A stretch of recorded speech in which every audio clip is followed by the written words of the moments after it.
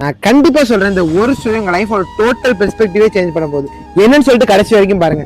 This day 3 of குட்டி story but பெரிய lesson. ஒரு நாட்டுல ஒரு பெரிய ராஜா இருந்தாராமா.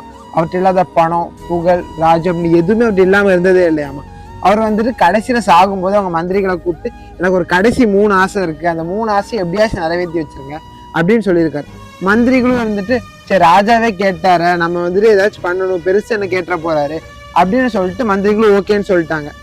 அவர் கேட்ட ஃபர்ஸ்ட் விஷயம், உலகத்திலே மிக சிறந்த டாக்டர்ஸ் மட்டும் தான் அவரோட சவப்பட்டியை தூக்கிட்டு போனார் அப்படின்னு சொன்னாராம்.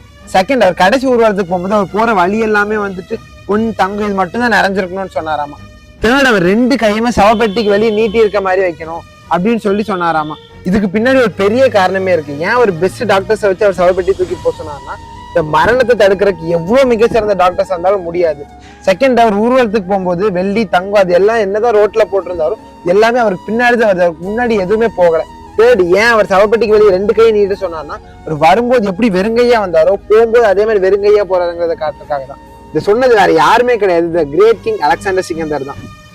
இந்த மாதிரி யூஸ்ஃபுல்லான கண்டென்ட்ஸ் பார்க்கறதுக்கு மறக்காம நம்ம சேனலை ஃபாலோ பண்ணி வச்சுக்கோங்க.